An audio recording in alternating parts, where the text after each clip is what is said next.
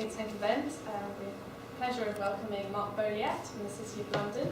Mark Boleat is the Chairman of Policy at the City of London, or the Chairman of City UK as well, and the International Regulatory Strategy Group, and the Chairman of the Channel Island Competition and Regulatory Authorities. And he's also a member of the Advisory Board of PwC. PwC, there we go.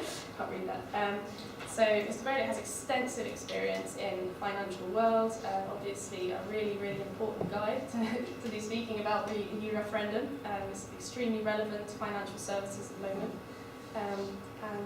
So we'd like to tell you a little bit quickly about King's Think Tank as well. What we do is we aim to provide students with not only a sort of a space to discuss issues, various issues with 7 policy centres.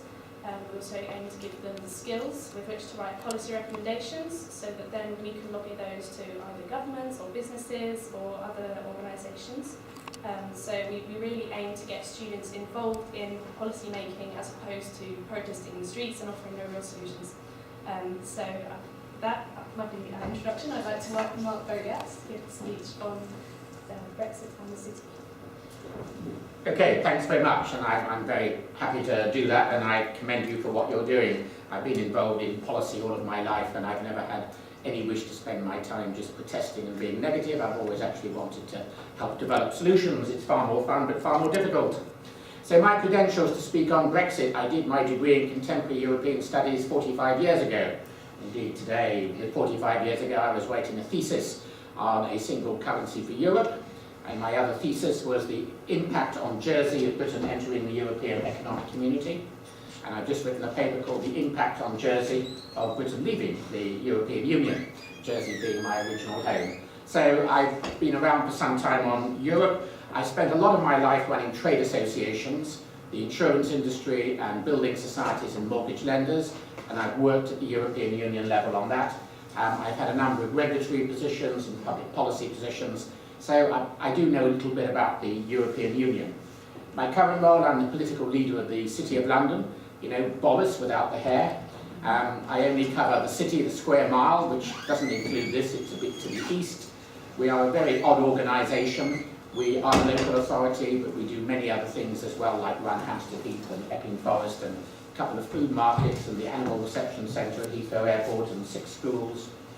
And we also represent the financial services industry in the UK. So that's my background. Brexit is not a great subject for referendum.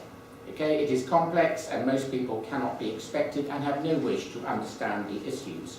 And in any event, people will not vote on the issues. They will vote on a variety of other things, as always happens. But this referendum, unlike almost any other, is actually important. If I was a politician, if I am a politician, if I'm going to hold a referendum, I want 1 of 3 conditions to apply. First of all, that it doesn't matter. Good example, the Netherlands has just voted against a trade deal with Ukraine. Does anybody care? They do in Ukraine, but actually it doesn't really matter. Secondly, I can reverse it. The Irish do this all the time, okay? And the Swiss are about to do it on immigration. And thirdly, that I can determine the result. And with 1 of those 3 conditions, a referendum is great. None of those 3 conditions apply. So it does matter, it's not reversible, and we can't determine the result. The City of London Corporation, of which I'm the political leader, has come out strongly in favour of Remain after a very fierce debate, the longest debate we thought we'd had for about 250 years. We spent most time debating whether we should have a view. And when we decided we would have a view, we decided what that view was. And this is a very common theme. If you follow the debate, you'll find that whenever anybody speaks for remaining, the other side will say, he's got no right to speak, as in President Obama. So this is across the board, and I find that I was accused. Why am I speaking? I have no right to speak. All from people who are strongly on the other side. And we came to this view in the City of London because, on balance, we think membership of the European Union has been beneficial to the country and very beneficial to the financial services industry, and we also think that leaving would be very damaging. And if you're thinking of leaving something like the European Union, you don't do it on the basis of 51-49, the balance of advantages that we weren't in. This is like a divorce. You know, you need a 60-40 case, not a narrow case. So the transactional costs are pretty important. They're not something that can be waved away. So what are the benefits of being in the European Union? I've discovered since we started all of this a month or so ago that people do not understand the single market. Indeed, a lot of the research that the Remain campaign has done has said, do not mention the single market. People will think it's a food market somewhere in the middle of the town. So we've got to get over to people what the single market is, and those people seem to include some very serious politicians who don't understand the difference between a free trade area and a single market. So the single market for, say, banking means that a bank in the United Kingdom, regulated and authorised in the United Kingdom, can operate throughout the whole of the European Union without setting up a separate regulated business, without any authorisation. That's what the single market is. And similarly, it means in the motor industry that a car that is built in Britain can be sold anywhere in the European Union because there are common rules. We just need to change the side of the steering wheel. So that's what the single market is. It is not simply about removing tariffs. We did that about 30 years ago. The tariffs that are remaining are quite small. And I'll give you the example I always give, and it's JP Morgan, which, as you know, is a big American investment bank. It's got roughly, give or take a few thousand, 20,000 staff serving the European Union, and, to be fair, a bit of Africa and the Middle East. 19,000 of those staff are in the United Kingdom. Not just in London, but also in Glasgow and in Bournemouth. So that's what the single market means. You can run everything from one country. Another advantage of being in the European Union is about clout, and President Obama made this point last week. If anybody was surprised at what he said, I'm surprised, because anybody who knows the first thing about trade negotiations will know that the chance of Britain doing a deal with America quickly is nil. And sometimes, again, reading what other people say about trade negotiations or trade deals, they think it's a standard document that you get and sign. We could sign a trade deal with America tomorrow, I guarantee it. You just ask the Americans to send over their wish list and you sign it. It wouldn't be a great trade deal, but it would be a trade deal. But most trade deals, you have to try and get equality of benefit to both parties, which is why they take forever. And we think that Britain is far stronger by being in the European Union. Now, there are some costs. We pay some money to the European Union, not as much as the other side sometimes claim, but we pay money. We're a net contributor to the budget. There is some regulation that we don't like. And I hear all the time about people saying, we're strangled by Brussels regulation. And I generally say, give me one example. And this is followed by silence. Or if they give an example, actually it's wrong. The one example I had in a debate last week was the cap on banker bonuses. If we leave the European Union, then we can get rid of the cap on banker bonuses. I thought that's going to be a great rallying cry in the pubs of Scunthorpe. So that is one where actually, yes, there's a regulation that we don't like. And I'm told that Britain has been outvoted 67 times in the European Union. It voted for the majority 2,500 times. So is this really a big problem? But the challenge when someone says European regulation is say, such as. Now, London is a financial centre for Europe. It is not just for Britain, it is for the whole of Europe. It is where the big European institutions come to for their financing needs and professional and legal services. Why? It's not just European Union. London is pretty liberal in its approach to things. Employment laws make it very easy to fire people, which means it's very easy to employ people. It is interesting, the countries with the strictest employment laws have the highest levels of youth unemployment. London is very open. Nationality is completely irrelevant. You know, we have a Canadian running our central bank, a Frenchman running the stock exchange. We have nationalised banks that are run by a Portuguese and a New Zealander. No other country in the world would have that sort of openness. We have fantastic talent from the universities, not just this one, but it's one of them. London is a great lifestyle. We've got almost everything there is here. We've got fantastic culture, amazing football teams, even better rugby teams. My rugby team won the European semi-final at the weekend. And education's important. Not just you, but when I'm talking to top people, government ministers and bankers from abroad, why are you in London? Well, I'm seeing my son who's at LSE, or King's, or Cambridge, or Oxford, or their children are at school. And all of that makes London very attractive. And finally, language. The advantage that Britain has had by speaking English has been huge, but it's now being greatly eroded on the grounds that everybody else speaks English. And indeed, if we leave the European Union, the fascinating thing is that the main language of the European Union will continue to be English, because that's what people speak. So I've said that London is the financial centre for Europe. 90% of all investment banking jobs in Europe are in Britain. Huge tax payments are made to the British tax authorities because of the financial services business. We have £20 billion of financial services exports to the European Union, and our imports are virtually nil. So that's the positive case which people seldom hear being made. What about the impact of Brexit? So what would happen? Well, the obvious point is we don't know. We don't know partly because the people who say we should leave actually don't have to put up an alternative, although they're being pressed to do that. And then it depends on a negotiation. So we really don't know what it would be. One has to try and assume what it would be. Those arguing for leave have got a perfectly respectable argument, and it's about two things predominantly: sovereignty, taking decisions in Britain, not being ruled by Brussels, and secondly, gaining control, or regaining control of our borders. Those are the arguments that are made. So one has to assume that if we leave the European Union, any deal we would want would actually have to embrace sovereignty, not being ruled by Brussels, and stricter border controls. But if we want to be in the single market, the conditions of that is that we accept a single rule book and we have free movement of labour. And the single rule book is pretty obvious. You cannot actually have a car, a single market for cars without a single set of rules governing things like emissions, very topical, and all sorts of safety issues. And the great beauty of the single market is that a car manufacturer selling to 28 European Union countries can produce one car, or two, one with left-hand drive, one with right, not 28 vehicles, each with minor modifications because the Slovenians want that to protect the Slovenians something else, and the Spanish want that, and the Italians want that, and the Germans are protecting whatever they're doing. So, that is a pretty important point. So, the assumption is that if Britain leaves, we would be outside the single market. That is the only plausible assumption that can be made. And indeed, in his speech last week, Michael Gove, who's the leader of the Leave campaign, suggested that we could have a status similar to Bosnia, Albania, Montenegro, and Ukraine.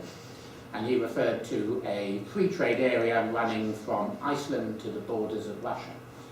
But that's a free trade area, which is tariff-free. It is not a single market. We have no right to export our banking services or indeed motor cars to the Ukraine, and they have no right to do anything in the European Union.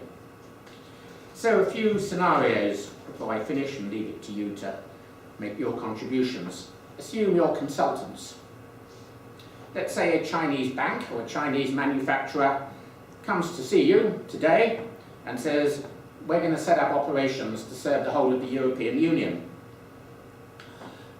So we want somewhere where we can export to the whole of the European Union. So what advice would you give to them?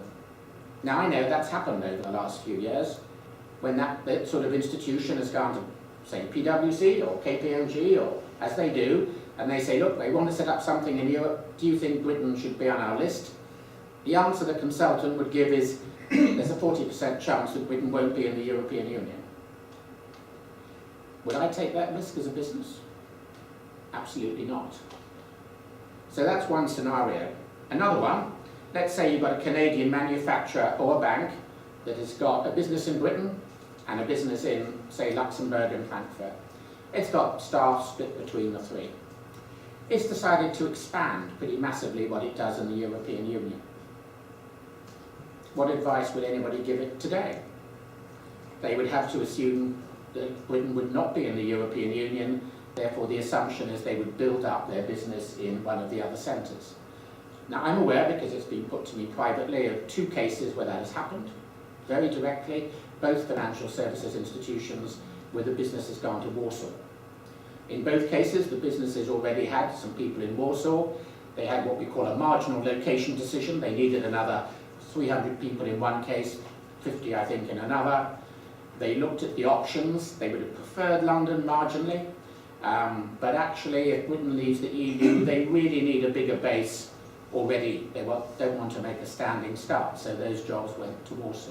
Not huge, no impact on the greater scheme of things, but a loss of some jobs. And you take my other example of JP Morgan.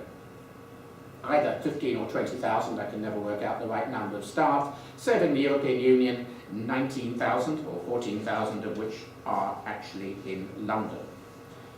So what do you think JP Morgan is now doing? Okay, it operates throughout the European Union from London. It's got a tiny number of staff in a few other centres, but the business is done from London. They're now looking at a 20–30% possibility that Britain will not be in the European Union. And if the vote goes that way on the 23rd of June, it'll be a 100% possibility. What would they do? I don't give many quotes, but let me quote the Chief Executive, Jamie Dimon. If we can't passport out of the UK, we would have to set up different operations in Europe. Now some people say, well, hang on, the bankers won't want to go to Frankfurt. Doesn't matter. The jobs go to Frankfurt. The bankers can do what they like. They won't have a job in Britain because the jobs have gone to Frankfurt. So those are real issues that institutions are now looking at. And most big institutions are seriously looking at the implications of Brexit. In many cases, the implications are precisely zero. But in some cases, they are significant. In most cases, nothing is being done other than, well, what would we do? In some cases, they actually can't take that risk because it takes several years to get things going. So that's where we are on these key issues. Some people in the Leave campaign saying it'll be fine. You know, we'll have access to the single market. Why wouldn't they want to buy our goods and services? Well, that might be true on cars because there's a two-way trade. There is no two-way trade on finance. There is almost no sale of financial services from Germany to Britain. There's a massive sale the other way. So the chance of actually being able to get access to the single market is small. And remember, 45% of our exports go to the EU, 8% of EU exports come to Britain. So we have a much bigger interest in it. So that's the sort of analysis that most businesses have done. And not one significant business of any size has said that they want Britain to leave the European Union. Not one trade association of any size has said that. They're either varying from neutral, because they just don't want to be in the debate, or they've come out strongly in favour of Britain remaining in the European Union. And from my area, HSBC, Barclays, Aviva, the Prudential, Standard Life, Lloyds of London have all made their positions very clear. Britain needs to be in the European Union. The motor manufacturers and the Engineering Employers Federation have said the same. At the weekend, chief executives of Airbus, Rolls-Royce, Mott MacDonald and Siemens said exactly the same. So what about SMEs? People say it's the SMEs are strangled by Brussels red tape. Again, such as. You've all heard of the tech industry around London. Tech London Advocates, a splendid little trade body, did a survey of their members. 86% believe Britain should remain inside the EU, 9% were undecided, 4% said Britain should leave. So that's techies. And our tech industry is very dependent on the sort of things I've talked about, indeed quoting what they said. The key areas to them are access to talent, influence in regulatory decisions, access to trade agreements, ability to attract global HQs to the UK, and collaboration with other European digital hubs. So those are the key points. It is an interesting debate. There's an awful lot of misinformation, a lot of emotion, but for those who want to know the facts, they're actually readily available. It's trying to get the right sort of distilled argument to be able to understand it. How's it going to go? The polls are about 50-50. Interestingly, the telephone polls are different from the online polls by about 10 percentage points. As I've said, watch the bookmakers, not the polls. Go onto Ladbrokes or Odds Checker website, I look at it every day, or Paddy Power, and the odds have shortened very substantially on Britain remaining in.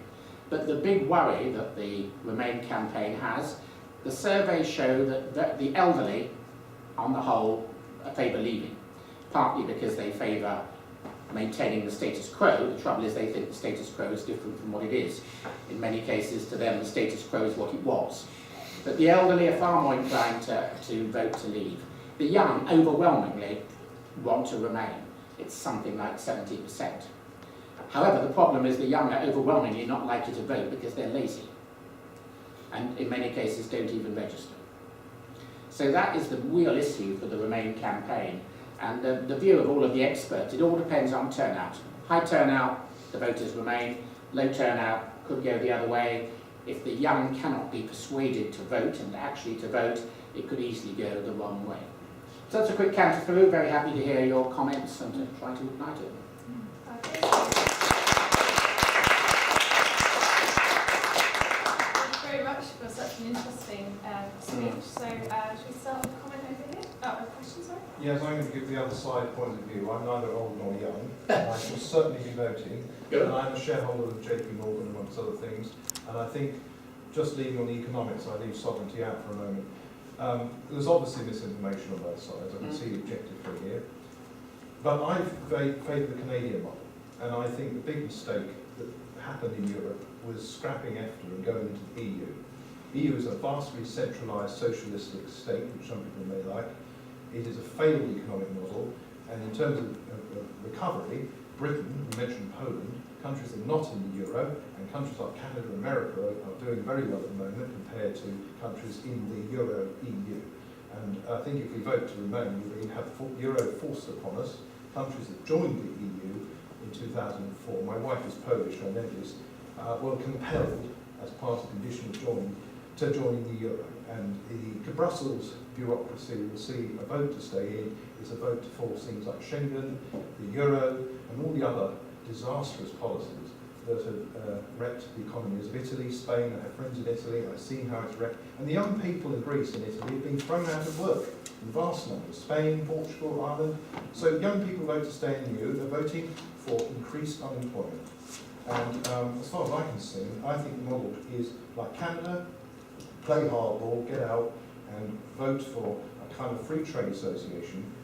I'm happy for free movement of labour, but what we have in Britain now is not just free movement of labour, but free movement of people. Some people come to Britain and have no intention of working at all, and they just come to claim benefit tourists, and they're not a benefit to the economy. And that's the main reason I voted to leave, but sovereignty for me is important if that's an emotional issue. So I'm just dealing with the logical, cold facts here, apart from the other issue which you covered already. Okay, I broadly agree with that, with some of it, not the conclusion. And first of all, I had an argument with my cousin in Jersey on Saturday night about the Brussels Commission. I nearly went to work for it. It is a civil service. Okay, the decisions are made in Brussels by national governments. So when I was running trade bodies and I did consultancy, I had a few instances saying, we need to scrap the national trade bodies and put everything into Brussels because that's where the decisions are taken. And I kept saying the decisions are taken by national governments, not by the Brussels bureaucracy. Now, you're quite right, a lot of the Brussels bureaucracy does want more Europe. Amazingly, a lot of the British bureaucracy wants more regulation as well. It is inherent in most government agencies like that, they want more regulation. And I think a lot of what the European Union has done was stupid, including, for example, all the labour market stuff. It was completely unnecessary. It had nothing to do with the single market, but that was the way they were thinking at present. Now, but taking some of your points, okay, Schengen, I think Schengen's fantastic. I can travel around Europe and not stop at the borders. I come into Britain from France and I can leave 20 minutes, and I think it's completely ineffective. But it's not going to stop the terrorist outrage, of course, in Brussels recently, because they're going to stop the terrorists at the border. Well, not with the... I think the Belgians feel their own intelligence was partly to blame. But the notion of putting up borders, many of you will have travelled around Europe. What we're going to have, barbed wire fences. These are massive land borders, and it's very difficult to do that. But taking the euro, you are correct as a matter of law that the countries that have joined the EU are all obliged to join the euro. Britain is not. Britain has a permanent opt-out, as does, if I can remember the country, it's either Denmark or Sweden. Denmark. Sweden has a permanent opt-out. Okay, Denmark doesn't, but it's not going to join. All of the expectations is that no country will join the euro for 10 years. That's what people are saying. We will never be obliged to join because we have a legal opt-out. Having said that, the worry that we would have longer term, assuming we stay in, is actually if the Eurozone integrates significantly, which does require more political union and tax measures, Britain would be on the outside of that, fine, but it would have implications for us, so I agree with that. On the Canadian Free Trade Agreement, which Boris Johnson liked for at least a day, it's taken 7 years, it is not complete, it is not being ratified, and it doesn't cover services. It covers manufacturing and agriculture, which is about 12% of the British economy. So if we had the Canadian Free Trade Agreement, JP Morgan would not be able to do any business in the European Union. So, you know, I share a lot of your concerns about the European Union. I think it's got a lot better because of that nice man, Mr. Juncker, who, as you know, was public enemy #1 in Britain. The Commission has stopped doing silly things. It's cut down new regulation by 90%. Now, to be fair, some of that is actually in anticipation of the referendum.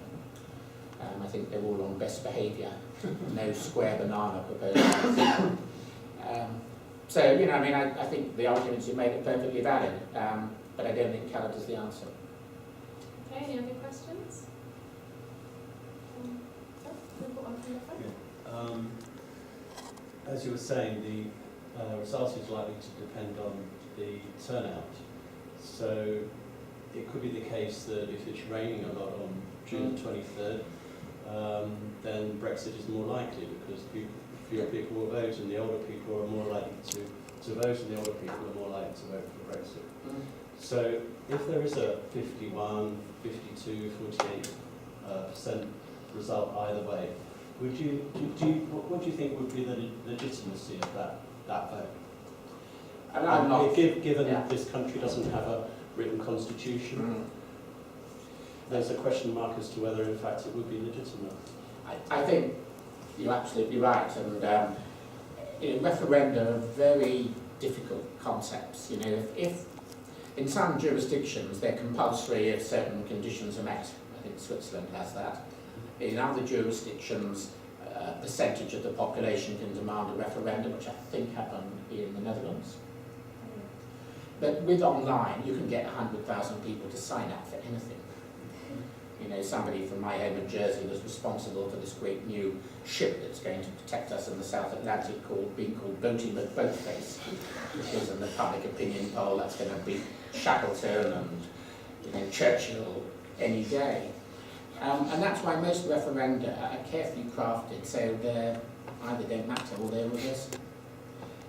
And the Irish have done that on a number of occasions. The Swiss voted in a referendum last year to control immigration in a way that put them in breach of their treaties with the European Union.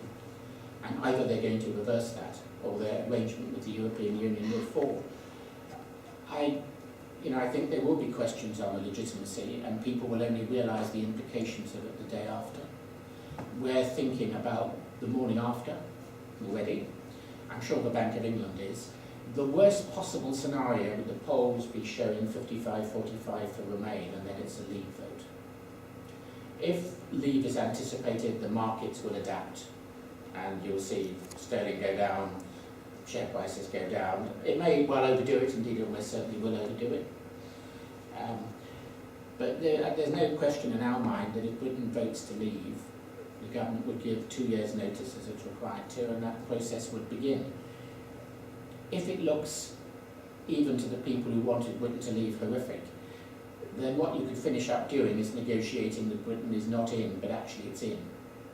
So you finish up negotiating access to the single market, free movement of labour, payment of a fee, and involvement in decision making, but it's not a mandate.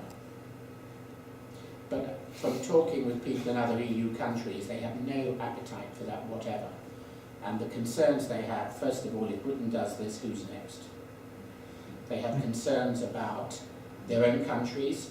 Austria, yesterday, is going to have an extreme right-wing president, by the look of it. Hungary, Poland has moved that way. You've got Marine Le Pen in France. One of the Leave campaigns wants to ban. Very odd. Marine Le Pen is a really effective campaigner. So real worries about the contagion effect, and then of course Scotland. So it would be monumental if Britain votes to leave.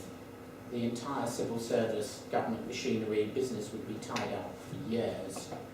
And we would want some very quick resolutions. In particular, I think free movement of goods, which I think may well be negotiable. I'm thinking of the car industry. You know, that would be an immediate impact if Britain voted to leave. The car industry is completely integrated. You know, it's one industry, it's run throughout the whole of the European Union. The other worry I've got about Britain voting to leave is there'll be a huge increase in net immigration. I previously ran a trade body for gang masters, good training for my present job. That's the businesses that bring in Polish workers, predominantly labour providers. They're not gang masters, that's just the government title. And some of them are in and out all the time. You know, they don't plan to move to London, to Britain forever. They've come to do a job, they may stay, they may go. But they'll know that if they leave after the 23rd of June, they may not get back. And their mates in Poland who say, well, I might want to go to Britain. Oh, I better go now, because if I don't go, I'll never get in. Because I'm assuming we're not going to go through ethnic cleansing. You know, one assumes that we're not going to round up all the Poles in 2 years' time and say, oh yeah, the most you can do is put in controls on people coming in. So all of these things, people are beginning to think about what would actually happen immediately afterwards. But, you know, I think that if it's a low poll, 50%, you know, 50.01%, 49.99, you know, question marks over dirty tricks. I think real worry. So just a quick follow-up. When you think about the huge effort and the huge fuss that went into, or is still going into keeping Greece in the European Union, and you compare, with respect to everybody here, Greece to the UK, I personally, having looked at this quite a lot, find it very hard to believe that that the EU, that we will incorporate Article 50, is it? Yeah. And that there will be an exit. I just find that hard to believe. What I would imagine happening is more like what happened in Ireland, where they voted against the Lisbon Treaty and were asked to vote again, because they got the result wrong first time around, and you know, second time they got it right. And I would imagine that this is what will happen with us. I know that that's not the general thinking, but I just cannot believe that the day after, the 24th of June, with a 51, 52, 50.1% in favour of Brexit, that Article 50 will be executed and we leave. I just don't believe that will happen. It'll be interesting. A few others, just quickly on Greece, incidentally, I agree entirely. Greece going into the Euro was a big mistake. Could I just come back to you? Quickly, because very briefly. First of all, I mean, the fact you've got the rise of the far right in many countries, including my wife's country, as incidentally, she got a vote, she voted to get out of the EU. There's a lot of people, there's a misconception here, there are even Polish candidates for UKIP and Italian candidates in this country for UKIP. Yeah. A lot of people come here to work, and good luck to them, Yeah. because their country is a basket case because of the euro. Mm. And the reality is that the rise of the far right is a reflection of the anger with the EU Central Command. If they try to make a vote, as the gentleman here said, a second time, because they can get the right result, well, you'd be in the territory of Adolf Hitler's Germany and Stalin's Russia. It's a totalitarian system. They have to respect the electorate. If they vote to get out, they have to accept it. Yeah. And that's the end of it. And it would be a riot in this country if they tried to make it. I think if we vote to leave, we vote to leave, yeah. What do you think of the long-term prospects for the city if we were to stay? Because, for instance, it seems that the Commission and the ECB are trying to move to another European centre with the location rule that they tried to get in and they failed to do. And then also with this transaction tax they're trying to get to go. Do you think that kind of moves to a further regulation that you should start being worried about in the long term if we were to stay? Okay, two separate points. Euro clearing, as it's saying, the big, large-scale clearing of euro transactions is currently done in London, because London is the world centre for clearing everything, including renminbi. The European Central Bank sought to prevent that and to say it should happen in Euroland. Because you can imagine whether the Bank of England would be happy with sterling being cleared in Brazil rather than London, but never mind. Britain could stop that because it was a member of the European Union. It went to the court and it stopped it. And that's now written into what Cameron has achieved in his modest renegotiation. If Britain was not in the European Union, it could not do that.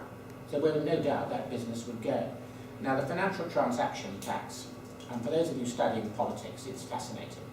I was in a debate last week with the former Chancellor, Norman Lamont, a lawyer, and I offered him £10 billion. I would have offered £10 the other way. It will not happen. Okay? It's daft. Everybody knows it's daft. It is not going to happen. The reason it's still on the table is that the cost of taking it off the table is too great. It is part of the German coalition agreement that there will be a financial transaction tax. It is extremely popular because the great public of Europe believe that a financial transaction tax is a tax that has no adverse effect, is not paid by people and produces billions of pounds, all of which are wrong. Okay, all taxes are borne by people, not by companies, not by markets, by people. And even in Germany, which supposedly is leading this, and I've been in Germany and discussed it, nobody wants it, including the government.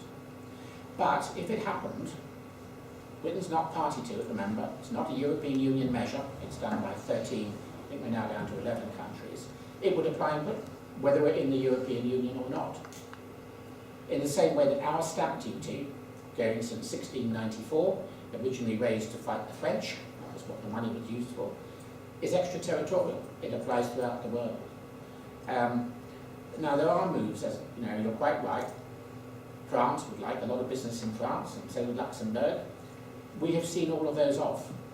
Outside the European Union, we wouldn't. London would still be a big financial centre. We would reorientate the business. It would be painful for some years, but I'm quite satisfied it would continue to be a thriving industry. But meanwhile, Luxembourg and Dublin in particular are expecting to pick up some business. Yeah. You mentioned a little bit in your speech about passporting. I wonder if you could say anything more about sort of the importance of passporting to attracting sort of third country business to London, and then also if there's any prospect of anything similar if Britain did leave the EU. Yeah, I mean, Chinese banks are a good example. We do a lot of work with China. We see the Chinese economy as being really important, and we've been trying to get Chinese banks to expand in London.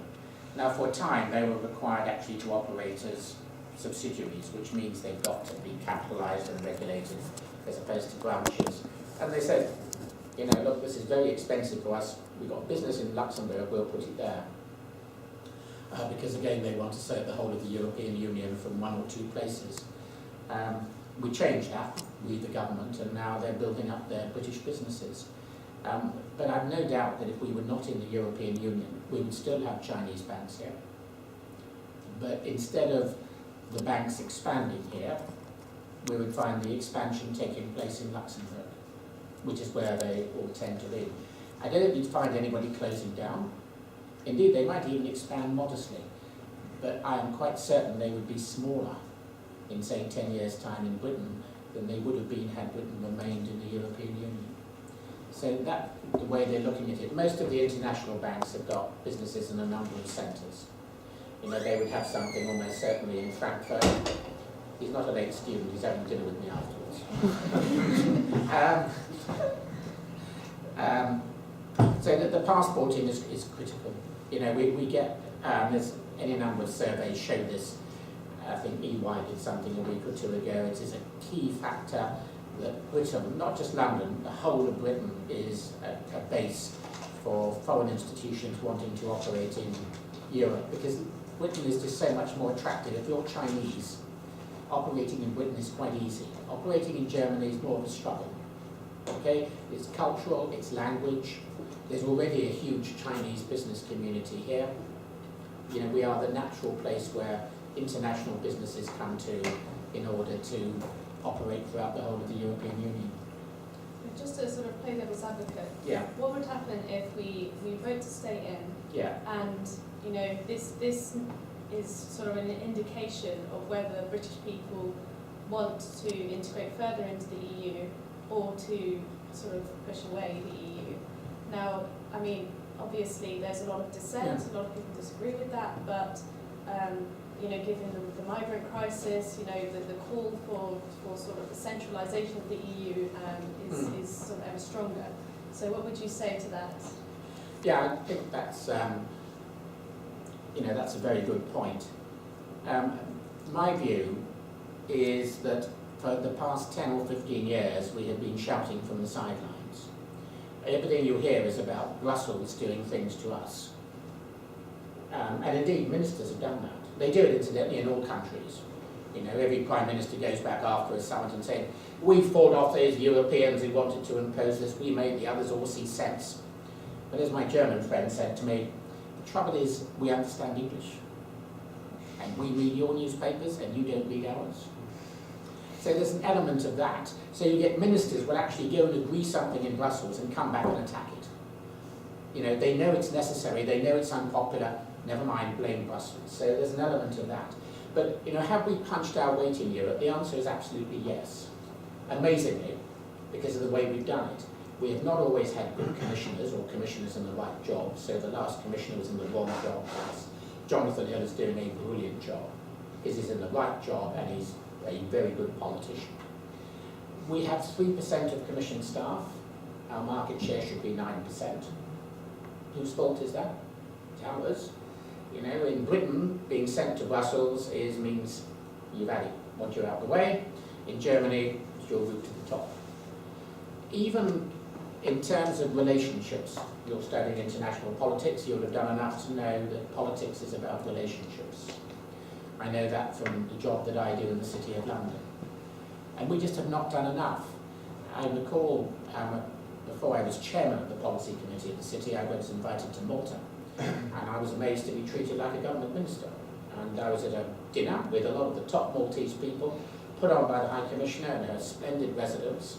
And I said afterwards, well, that was for me, and I'm nothing. She said, you're the most important Briton to have been here for 5 years. A month later, the Europe minister went there and said, even worse, no Briton of any importance has been here for 5 years. Not quite. And actually, then Libya happened, so it was flooded. And we, last year, decided to beef up what we do in Europe, and we've employed a former government minister, Jeremy Brown, who was a Foreign Office minister, to be our special representative. And he's been in Romania and Bulgaria recently. And again, he's warmly welcomed by the embassies. They don't see enough Britons. He gets top-level access. And we need to spend more time building relationships. You know, when I was running a trade body, you know, my friends were always the Scandinavians, the Dutch, the Irish, buying a few beers, and that was it. You know, and we would get together. We knew each other personally. We could pick up the phone. That's what politics is about. And the government, and I don't mean this government, British governments have not done that. In the European Parliament, we ignore it. Okay? Just don't take much notice. The Conservatives are in a group. They're not in the biggest group, which means that the Prime Minister is not at the caucus with other Prime Ministers. So if we vote to remain, I think we have to be wholehearted members, not continue shouting from the sidelines. Excellent. Any more questions? I think we have about 10 minutes left. I'll go with mine. Again, playing the devil's advocate, I know that one side of relief campaign states that they believe they will have a good deal after negotiations because the UK is currently running on a trade deficit. So they believe this would give them enough leverage to conclude a good trade deal with the rest of the European Union. What do you think in this regard? Yeah, we have a trade deficit on goods and a massive deficit on services.